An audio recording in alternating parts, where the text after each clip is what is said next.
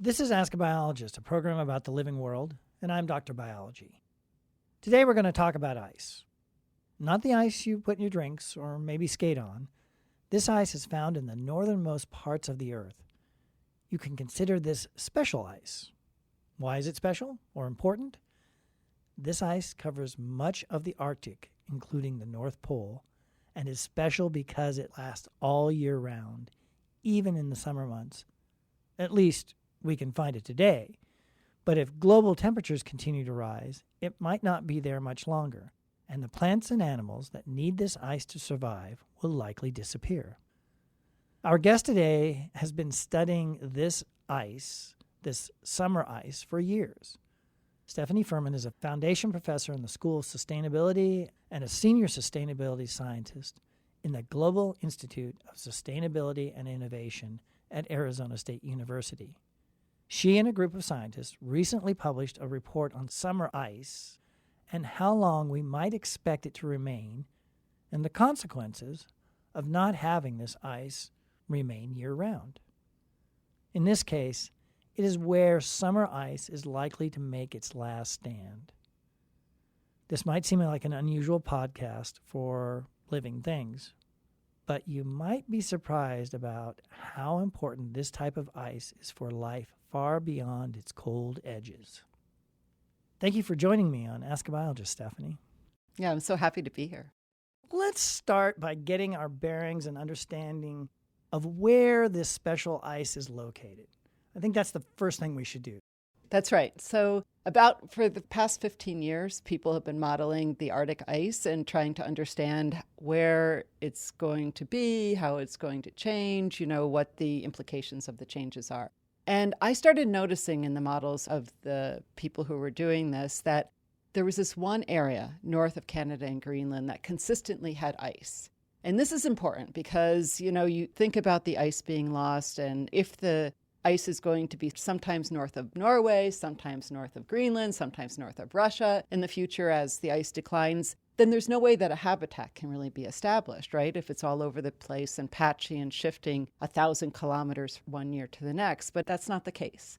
There's this one patch north of Greenland and the Canadian Arctic archipelago where the ice is predicted to stay. And right now, it's the place that has the thickest ice. And so you would ask, well, why is that? What's special about this one location? Right, and this is what we talked about, the last stand for ice. Exactly. That's what people are talking about, the last stand for polar bears, the last ice area. It's been called by the World Wildlife Fund. So the reason for that is something that we've become more accustomed to recently is the polar vortex, right? So you have these cold winds from Siberia that are blowing across the Arctic, bringing us those cold snaps and snow days. And that's also pushing the ice ahead of it. So it's almost like kind of a snowplow pushing the ice ahead of these northern winds, and they push the ice up against the continental shelf and the coast of Canada and Greenland. It piles up there and it gets thicker and it takes longer to melt, just like that snow pile that's been pushed up by snowplows. Now we know where we are, so we're talking about the ice in the Arctic.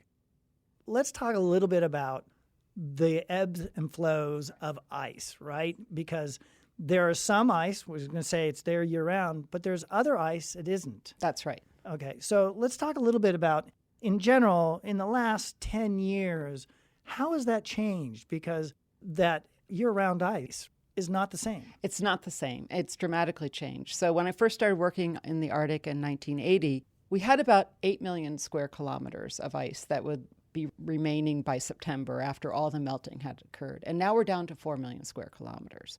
So it's dropped by half just since that time. So it's really dramatically different right now. And to go to your question about how the ebbs and flows, so ice forms in the wintertime. So around now, October-ish, September in some places, you start forming the sea ice. And basically it's just a thin skin of ice, just like you might see on a pond or a river, that forms on the surface of the ocean. And then it gets thicker over time. As the winter progresses, it gets thicker and thicker, and it reaches something like 1.5 meters or so by the end of that first year of freezing. What happens in the Arctic, which is really interesting, is the ice doesn't stay where it freezes. The winds are really strong, the winds and the ocean currents, but about 90% of where the ice goes is determined by the winds. So the winds blow the ice ahead of it. And that direction in the Arctic tends to be from Siberia, from the coastal areas there, across the North Pole, and then towards Canada and Greenland. Part of the ice actually circulates in this big gyre, kind of like a whirlpool. And it goes along the coast of Alaska and then the coast of Russia and then back around towards Greenland as well. And so the movement of ice is really pretty complex, but the main thing is it's constantly in motion. Okay, so we have this ice that starts from Russia, comes across the North Pole. The wind acts like a snowplow, right? Pushes it up against the continent here. Right. What is the role of this ice? Let's start with the ecosystem. A lot of people get interested in polar bears and seals, and there are no penguins there. We have to go very south for that. We have to, that's right. But those polar bears and seals, those are certainly dependent upon this. But there are other creatures there too. Let's talk a little bit about the ecosystem and why it's so important. So the Inuit talk about the sea ice as kind of being a garden, where you have to think of this sort of in reverse. So you have this platform of the sea ice. It lets some light through. And attached to that are ice algae. And so that's the base of the garden. And then feeding on the ice algae are the ice copepods. And then feeding on the ice copepods are some krill, but also some Arctic cod. And then feeding on the cod are the ringed seals, for example, and feeding on those are the polar bears. And so you have this whole food chain that's established because you have the sea ice as a platform. You talked about how thick it was. Does it matter how thick it is? It matters how thick it is because that lets light through, right? So you need enough light for the ice algae to grow. But there are some algae that actually gets established and grows these really long, sort of almost kelp-like forests underneath the ice. And what's really interesting is that the ice, as it's drifting across the Arctic, brings this whole ecosystem with them. And so it brings in this entire habitat and the associated, species from distant into coastal regions. This brings in this whole source of biomass and this whole source of food that many of the northern people have survived on. The indigenous people around there would be really impacted by this. Yes. That's one thing.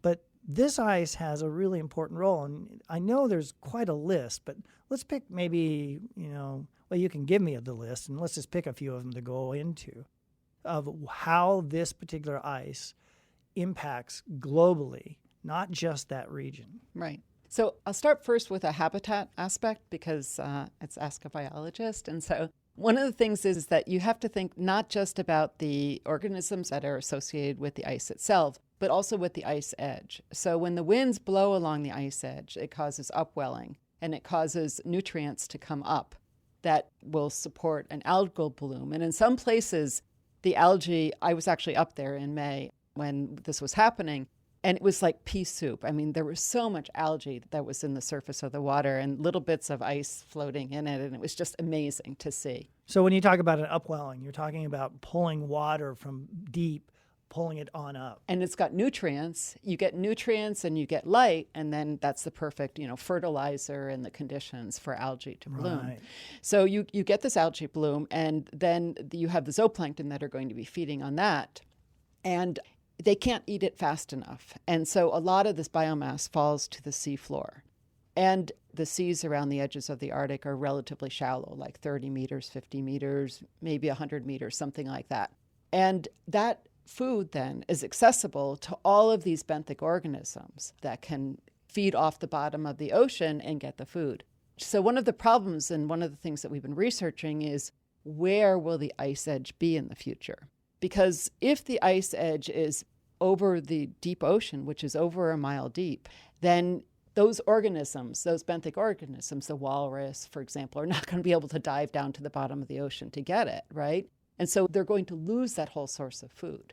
And so I think that's one of these issues related to the distribution of the ice, that it matters where it is and when. And so that's why we're researching, in detail, the seasonality of the ice, the location of the ice edge, the type of ice, and all those issues. Right. So location, Yep. and depth. Yeah, and timing. Got it. Oh, so benthic organisms. Let's talk a little bit about those real quick. Yeah, so benthic organisms are organisms that feed off of the food on the seafloor. And or those, they're attached to the seafloor themselves. right, and those are like, yeah, so walrus eat clams, and clams need, a supply of detritus, the plankton that's falling down to feed off of, right? They're filter feeders. And so the walrus eat the clams, and they eat something like 2,000 clams in a day. So they need a lot of clams, right? wow. Exactly, right. For every walrus. Wow. Yeah, and they siphon the meat out of the clams, so they're not actually getting all those clams. That would give them quite a stomach ache, I would imagine. Walrus are actually really interesting. We talk about them as kind of the couch potatoes of the Arctic because they use the sea ice to kind of drift. They haul out on it and they drift to a new patch of clams, and then they roll off the ice and feed off some more clams, then climb back up and drift to another place. And so they actually use the ice, as many of the Arctic organisms do, for kind of a platform for locomotion and transit as well as for habitat. I can just see that. There's a cartoon in that somewhere. There is, yeah, right. Okay, so that's part of the story or the whole Yeah, story? I think that's most of the habitat, the ecological side of it. And then there's all of these other global aspects. Right. And you're correct. If you talk about that ecosystem, and it is Ask a Biologist, we want to talk about that. But the things we're going to be talking about is global impact. Right. And if for no other reason, if you want to be a selfish human, this is one of the reasons why, or multiple reasons why we have to watch out and make sure we protect this ice. So let's go into some of these. So one of the things is that the ice is white, which means that it's bright. So it reflects sunlight. And what's interesting is that if you even get sort of this inch or so of sea ice, or maybe 5 inches or so, it'll be bright white, and it will be one of the whitest things on the entire planet. A thin skin of flat ice, potentially covered with snow, is going to be incredibly reflective. And that's covering one of the darkest things on the planet, which is the ocean. So you change the albedo, that's the reflectivity, the amount of sunlight that's being reflected, from hardly anything being reflected to almost everything being reflected, just by putting this thin skin of ice on the ocean. So it's really important. And having the Arctic be white and bright, especially the central part of the Arctic, which is an ocean, reflects a lot of sunlight, so it keeps the northern hemisphere cool. So the changes in the ice are not just affecting what happens in the Arctic, but also our entire weather system in the northern hemisphere and global temperature as well. So when we start warming things up, what else happens? So another thing that will happen is that the glaciers will be melting, right? So a lot of people think, well, it's ice and it's in the ocean, so when it melts, isn't sea level going to rise? So the ice we're talking about will not do that. So think of a glass of water and you put ice in it, and then the ice cubes melt and your glass doesn't overflow, right? Because it's replacing what it's displacing, right? So that's the way you can think of the sea ice. But the sea ice and the cold temperatures up there keep the glacier stabilized. The glaciers are on land, ice on land. They're formed by precipitation, by snowfall. They accumulate year after year for thousands, sometimes millions of years. So you've got this thick ice cover on Greenland in particular. If you have a warm ocean around it, it is going to cause that glacier to melt faster and to have a different weather pattern, and the glacier could become destabilized. That would take the ice that's on land and bring it into the ocean, and that would raise sea level. So that's another reason why we're worried about the loss of Arctic ice. Right. So that's where we get sea levels rising. Exactly. Not the icebergs. Not the sea ice itself. For first-year ice, you can think about much of the Arctic ice as being kind of the thickness of a room is high. So maybe like 6 feet to 9 feet or something like that is what much of the ice in the Arctic is now. Was it thicker at one time? Yeah. So, and actually I should amend that a little bit because it's getting thinner all the time. And so it's decreased in thickness quite a bit. But talking about the multi-year ice that I've been studying, of course, it goes down to like very thin when the ice is first formed. It used to be that a lot of the ice was much thicker than that because it had been accumulating for longer periods of time. And now we've had so many years with really low ice cover that the ice is moving faster and it's not nearly as thick as it used to be. We also have some change in some patterns. And in particular, one of them I know is the jet stream. Right. Let's talk a little bit about the jet stream. Yeah. Because it has such an important role for weather. So the position of the jet stream is basically determined by how cold the Arctic is relative to how warm the mid-latitudes are. So people often use the analogy sort of a skater. So when a skater puts their arms out, they're not nearly as stable as when they pull their arms in when they do a spin. So the same is true in the Arctic. When you have the wind patterns and the whole climate circulation is driven by the temperature difference between the Arctic and the mid-latitudes. So when the temperature difference is really big, then it's kind of like the skater spinning really tightly. You have a driving force that is really strong, and it makes the jet stream and the sort of the whole polar vortex smaller and tighter, right? When the difference between the high Arctic and the mid-latitudes is less, the whole pattern becomes destabilized, and you get these large loops. You get these, meanders kind of as you would see in a river.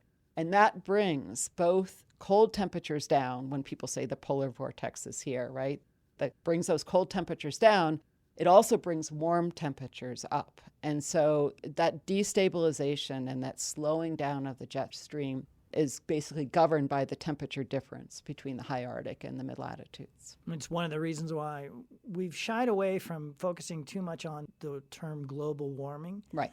We actually call it wacky weather. Yeah, okay. And the reason why is people misunderstand that the cold they're having, right, this cold weather that's coming in, we're actually warming the right. planet, mm-hmm. which doesn't make sense until you start looking at these big loops you've talked about. That's right. Yeah.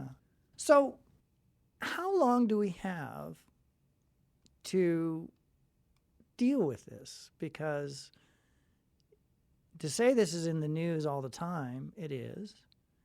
And I'm afraid that we become almost, desensitized. Right. Let's talk a little bit about a timeline here.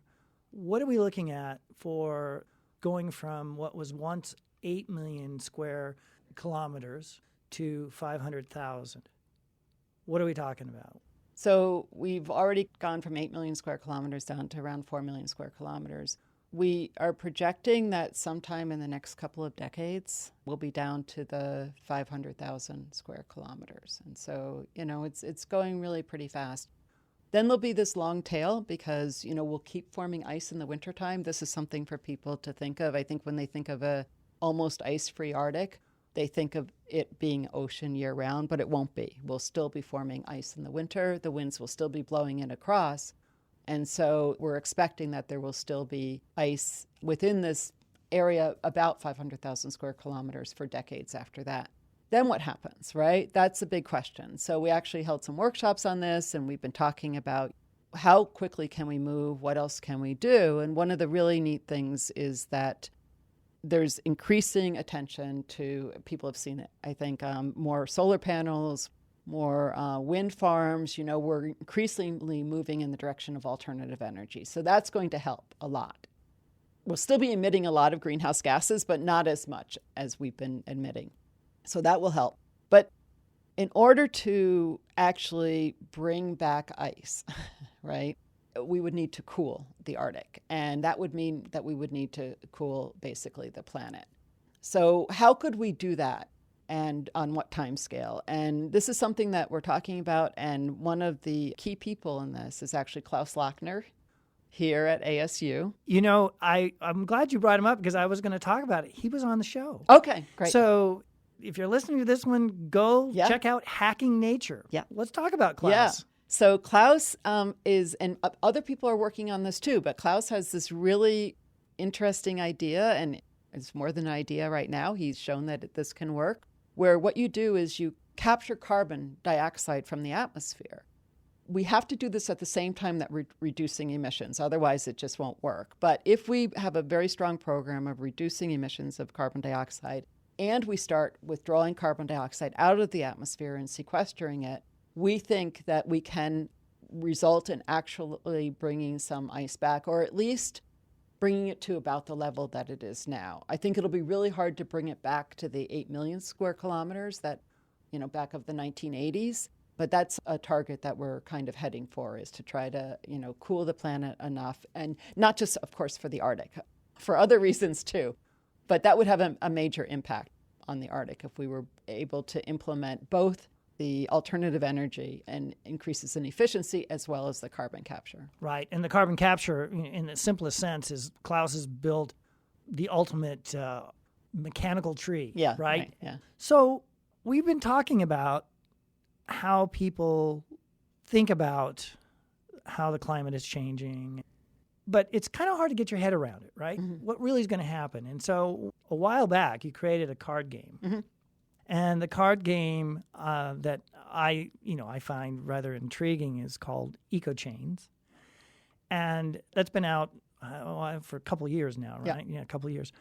Recently, you now made it an online version. That's right. We have a digital version of it. So let's talk about Eco Chains and how it can be used to get your head around all this. Yeah, so EcoChains is a really exciting project, and we've worked on this with collaborators from residents and indigenous leaders in Alaska to game professor Joey Lee at Teachers College in Columbia in New York City, to Arctic ecological experts like Jackie Grebmeyer. So we've been able to pull together all of this different information and these resources, and we created this card game. And the main point of it was, how do we make the invisible visible, right? So I was describing that the ice supports almost like a garden, hanging down below it. And you don't see that, right? Even when you're up in the Arctic, it's hard to see. And so we thought that a card game that could show the interrelationships would be a good way to do it. So EcoChains, you get some ice and you draw cards, and you are basically building a food web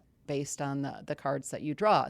So, you start with the ice as the platform, and then you build up through the ice algae, ice zooplankton, Arctic cod, ring seals, and then polar bears. But we also have the walrus and the clams as well. And we have hunters, the indigenous hunters of the Arctic too. And we show how they're all interrelated. And one of the interesting things is that we bring in ecological threats to this. So of course we have the warming, which will, melt your ice, and you'll have to adjust your food web. But we also have invasive killer whales, and we have ocean acidification that could attack the clams that the walrus are feeding on. And so as each of these events happen, you need to strategically manage your food web and to try to be a steward of your marginal sea. And it's been great. We've been playing it with all sorts of different people, from, 5-year-olds at museum events all the way up to grad students, and then, of course, parents and elders as well. And it's been really exciting to see the reactions. When the ice is melted, people go, "Oh, no." And then when they can bring the ice back, they go, "Ha," because they take the actions like the carbon capture and sequestration, and they're able to actually bring some ice back. Get those mechanical trees going. That's right. We've got them pictures of them there. Yeah, an early version of it, but his version now is much cooler. So one of the neat things is that we've actually done research on this too. So we had people either read an article or play the game to see what the differences were. And what we found is that immediately after playing the game or reading the article, people remembered the same number of animals, plants and animals, species. But 4 weeks later, the ones who played the game remembered the ones that they had learned, whereas the ones who read the article reverted back to what they had known before they played it. We describe this as the learning being stickier than by playing the game versus reading the article. Okay, so we have the game. Do you have other tools that people can use to learn about how this change in the ice and everything, what's going to happen? Yeah, so we have this cool new tool called Situ, the sea ice tracking utility. And it's really neat because we developed it for research, and then we realized that it's great for education and for just curiosity as well.